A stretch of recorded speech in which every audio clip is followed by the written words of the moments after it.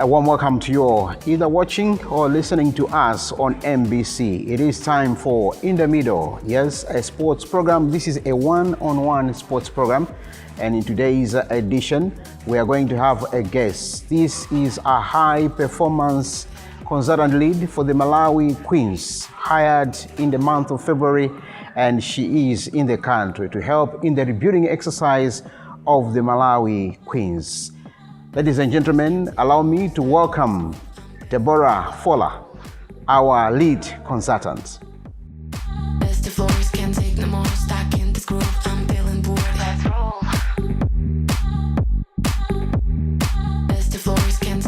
Yeah, Debborah, I would like to welcome you. Thank you very much. The very first time that we are interacting as Malawi Broadcasting Corporation, the said broadcaster, we are privileged that you have accepted that we have an interaction with you. By the way, how are you? Great. Okay. Really good. Really pleased to be here. Really, really happy with coming to Blantyre, putting my feet on the ground in your country, feeling the energy and the warmth of your amazing people. For a start, that's amazing. So really loving being here. And secondly, really surprised and not surprised, I guess, because you expect Malawi to be a strong netballing nation and have talent like you do, but really surprised at how well the Malawi Queens squad have accepted a foreign person coming in and working with them. So overall, I couldn't ask for a better welcome. NAM have been fantastic and it made me feel really comfortable and welcome, and yeah, I'm just looking forward to getting down to work. Let's talk about the appointment. You were appointed as Malawi Queens high performance consultant lead. What's in it? Yeah, what is it? Good question. I think whenever there's a team that needs a reset or is looking for an opportunity to have I guess a different perspective on the game, it's really important to bring in people that can offer that and that can, I guess, respect first of all the history of the game and the people that are already involved in the game and the foundation that they have laid.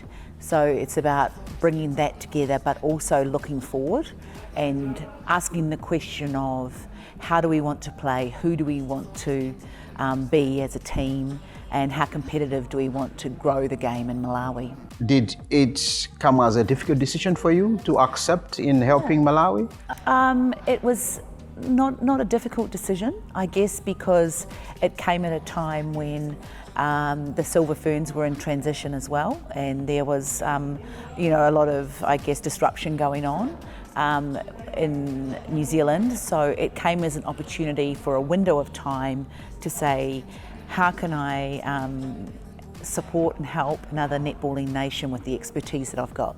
I'm looking at your profile, and it's one that is so admirable. You've won the World Cup. You have won gold medals at the Commonwealth Games, first 5 games as well. You have done so well, and when we look at Malawi, one would think, why would they be think of coming to Malawi? Really, why? Well, I guess I'm at the stage of my career where I have this expertise in netball, and I also look for opportunities to stretch myself or to, I guess, challenge myself. Coaches are always asking athletes to challenge themselves, to hit targets and I guess explore their limits. So coming here was a way that I could actually apply my craft in a completely different setting and environment. And that's what it really attracted me to, the challenge. And because also as a opposition nation, I've always admired how Malawi have played. We scouted them for the Commonwealth Games in Birmingham, and we're very concerned about playing Malawi at that time because of the way you play. Because the way you play as a country is not the predictable, repetitive nature that other nations play with. You play with, first of all, a really high spirit, and team connectivity is really tight. But secondly, you play, the athletes that you produce are amazing. amazing athletes for the skills that they have and the hard work that they put in. Is that the perception that most top teams have in the world about Malawi? Well, when we played in Birmingham, you had just beaten New Zealand in the previous Commonwealth Games. Yep. So there was absolute high respect for that. Of recent years, I think there's been a change of mature players. So that always happens with every country. Every country has a renewal phase, unless you have a whole system that continually brings up these players, and you have competitions that can grow the players to an elite level really fast. But you don't seem to have that at the moment. It doesn't mean it can't be there. It doesn't mean it can't be created. So in the past few years, yes, there's been a decline in some of the Malawi's results, but that happens with every nation. Sport changes overnight, and unless you're going to invest and support the young players coming through, but also provide an environment where your mature players can express themselves, then that's going to happen in every country. You had so many trialists, you didn't have a backroom staff. What's been like the past 2 weeks? First of all, I was very fortunate that NAM were very welcoming and supported me through this. And coming into the squad with the girls, they could have actually said, don't know about this foreigner coming in. But they were very welcoming and very open. And I guess that's another quality that is very admirable, is how open the squad were to trying to understand my English and accent and trying to... Were they finding it difficult? I think the New Zealand accent is a bit different than the American and British. Yeah, I don't know what our accent sounds like because it sounds normal to me, but I do have to slow down my speech sometimes, but the girls are fine. What were your top priorities as soon as you stepped down? What were the things that you were looking forward to do? I guess, first of all, it's about looking forward and looking at, I know what the standards, requirements and expectations are going into Commonwealth Games. So I wanted to see and test the talent in Malawi to see where we're at. It's so important to start with a line in the sand, and athletes need to know themselves first, and then they need to know what they can give to the team. So we've done a lot of testing, and a lot of testing is new. I've been absolutely blown away by the Malawi University of Sport and Technology. To have their support and their expertise working alongside us means that we bring a sports science base to inform us for selection. So selection's not just a subjective thing, it's more, this is the objective data that we've got on athletes. So the selection itself has to go through the use of science in the game itself? Well, the thing about netball is that's one part of it. You've got to have the science to know how much capacity you've got as a team to keep up with the other teams. But then in netball, like in sport, there's what we call in New Zealand a gut feeling, an intuition. And that is a special quality that Malawi has. There's an intuition chemistry that goes on between your players that can't be coached. They have that understanding. So that's been really, as a coach, that's been very interesting to work with. Having been with these players for the 4 trialists that you had to trim them to around 27, and not too sure whether you have now concluded the exercise of getting the 12 players that you'll travel with to Scotland. Yes, well, we don't need to name the final date for the 12 players. It's early July.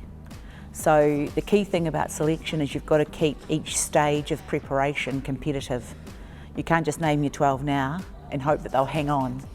It's like a phased process. So our next camp, we will invite players into that camp, and then we'll have another camp after that leads into the Commonwealth Games. All the way through every month, the players will be tested again to see who can progress and who can evolve their game, and who can play the game style that we need to win games in Glasgow. From our understanding, reading the statement from the Netball Association of Malawi, it says you're supposed to name your backroom staff. Yes. Where are we?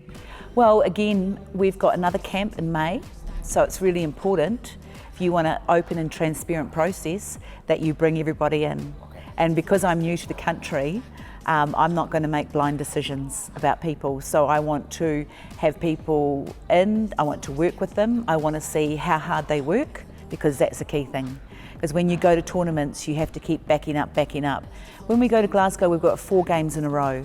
2 of those games are Australia and England, and then South Africa. So 4 games in a row is a hard task against those top nations. So I need hard workers.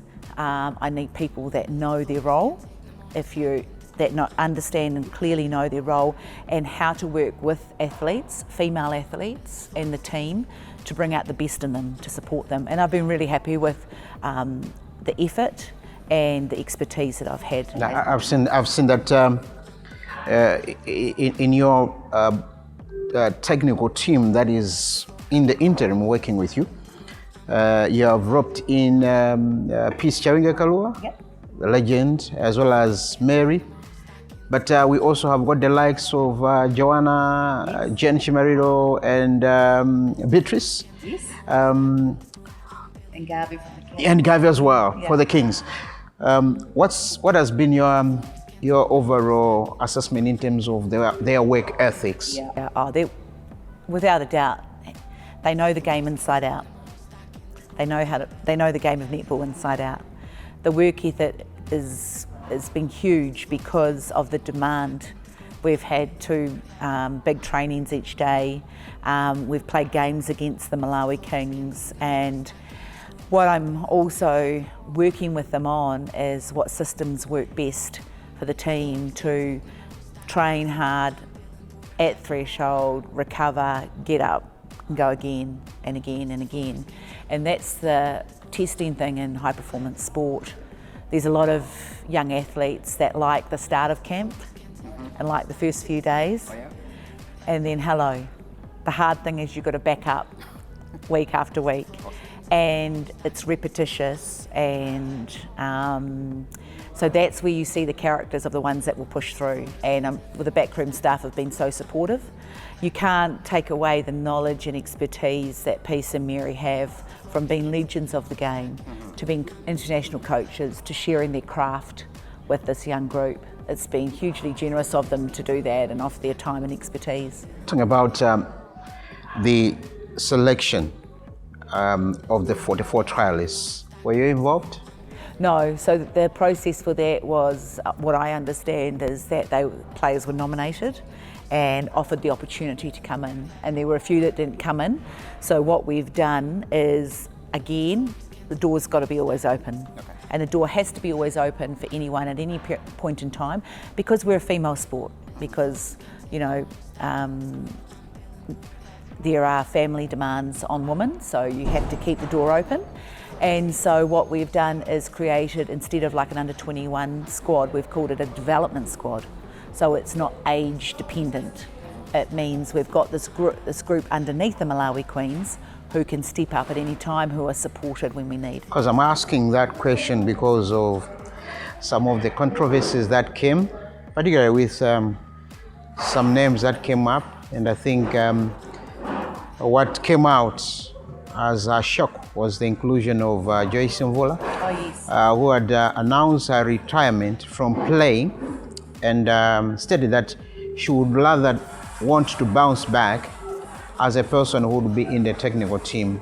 How were you able to address that kind of an issue?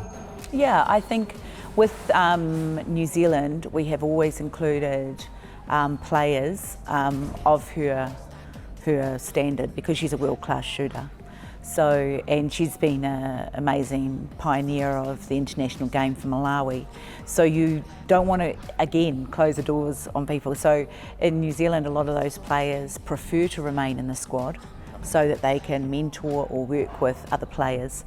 I actually didn't realise that she had completely retired, but again, when I spoke to her, I apologised for the misunderstanding, and it was really clear that she's still hugely supportive of the Malawi Queens, but at this point in time it's really important for her to step away and prepare for a new chapter in her life. Before we break a little bit, what are the prospects of Michael Mwenda joining your squad? Oh, the prospects are very high. Again, she was somebody who I spoke to. She's still playing netball in Melbourne and still very keen to represent her country at the Commonwealth Games. So again, she will come into the camp like everybody else and have standards to meet. Remember that this is In the Middle Sport right here on MBC, and today we have the high performance consultant lead for Malawi Queens, and this is Debborah who is with us, just sharing with us her thoughts about her experience in Malawi and of course how she has started her job as the lead for the Malawi Queens. We have another part to conclude, and certainly you cannot afford to miss this one. Stay tuned.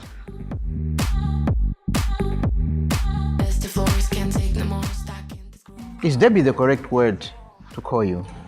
Or is something that the global netball space has come to just feel it's the better way to call you? You can either call me Debbie or Deb or Debborah. Yeah, okay. Debborah is what's on my birth certificate. Okay. So my mother named me Debborah. And then, it does. Yeah, New Zealand calls me Deb. Okay. Yeah. Okay. All right. I'm not fussy. Okay. Just don't call me late for dinner. All right, so Malawi are currently ranked 9th. At least if we are to go by the latest rankings, it's one of the lowest that Malawi has ever achieved. I'm not sure whether you look at this as a huge blow in your rebuild exercise. Yeah, it is a huge blow. It's a huge blow. Rankings are determined on the number of international games and the score differences and things like that. So for Malawi to drop down to 9th is a huge risk. It's a huge risk because if Malawi drop down even further, then the elimination from the Commonwealth Games could come into the equation. Also, when you look at the Olympics in 2032, and Liz Ellis would like netball to be part of that, if they take the top 10 teams, then again it's a huge risk and a huge missed opportunity for players. But the only thing that we can do within our control at the moment is to win netball games. When you look at the current pool of players, do you think we have what it takes to get back to the glory days? Because the players that you have now, or the ones that you have inherited, some of them will be playing Commonwealth Games for the very first time. Yeah. Others have never even played at the World Cup that happened in 2023. They haven't been to Fast Five. They don't have that kind of experience. The quality that you have seen, do you think it gives hope that we can get back to those winning ways? Yeah, I think, you've got to first of all understand why were those glory days the glory days. And I think back in those glory days, just talking to Peace and Mary about that time, that point in time was a huge commitment from them and that playing group at that moment. And they were a legendary playing group. So there is pressure on this playing group to lift Malawi again. And I understand that comes with every playing group. In all sports, you want to be at that point in time the best in the world. But what you need to understand is that it's a long process for athletes, young athletes, to learn the international travel, international competition, the fact that the opposition is very, very well resourced. And are playing in really tough competitions, but it doesn't stop you from living, training the habits that they are doing. So while you don't have competitions that are really tough here at the moment, it doesn't mean you can still train as hard as they do. You can still put things in place to match or better the training environment that the opposition have. So it's still possible. It's still possible, but it's going to take time. But the key thing is you've got the talent. They just have to be internationalised, you know. And I think that's the thing. When you go into an international game, usually the team would have about 8 or maybe 500 caps, where the team, all those girls have played so many games for their country, whereas with this new playing group, they're young. There's not that high rate of international caps, so you've got to have a team with balance. You can't just go, we're just going to go all young. That's not going to do anything. You've got to have the guidance from the experienced players to help transition players through stages. That's why I wanted to ask, others have a feeling that when you're talking about rebuild, it must be translated as dismantling the whole thing and starting all over. That's what people think. But I think I've seen you.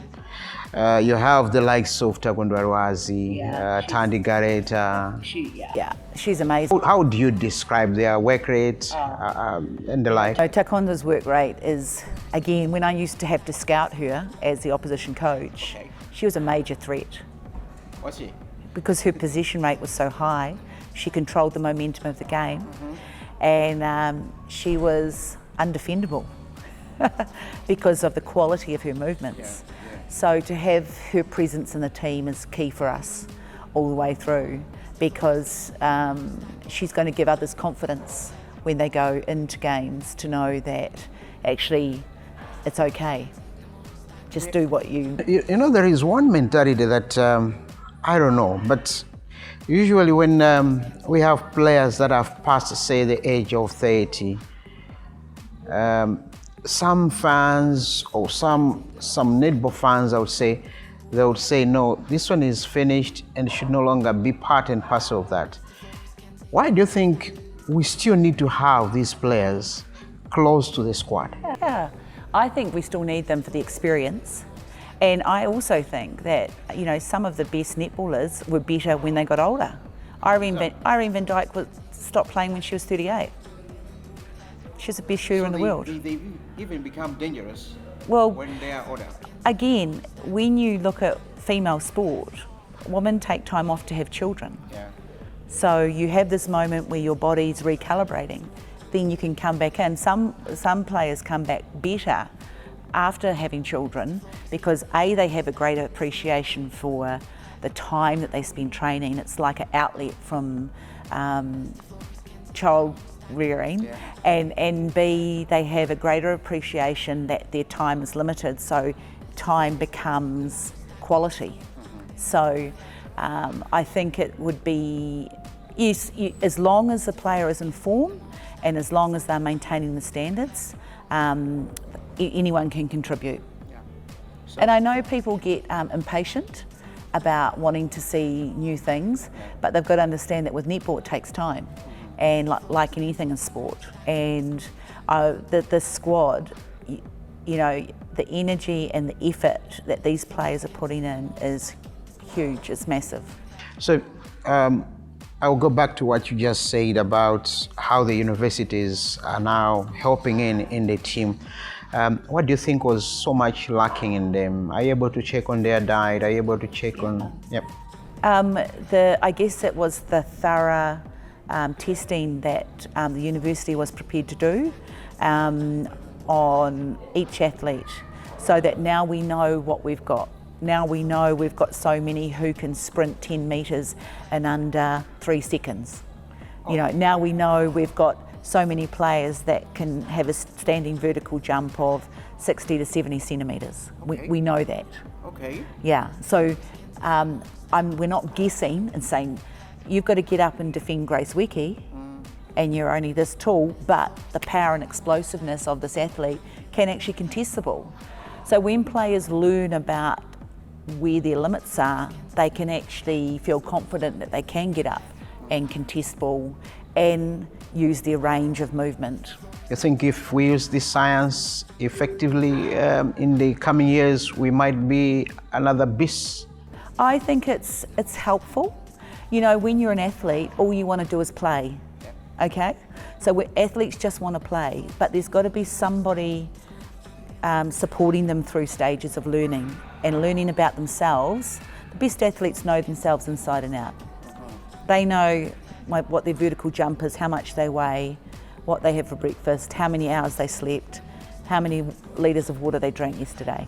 Have you prepared a special diet for these players that you have in camp that they should probably look after their own bodies? The interesting error I made was when I came in and I said, oh, they haven't got this and this, which is what the diet is elsewhere. But again, when Dr. Kumar came in from the University of Science and Technology and said, actually, Malawians have got the best opportunity for food because of all your organic food. Yeah. You've got avocados that are huge. You've got fish, you've got so much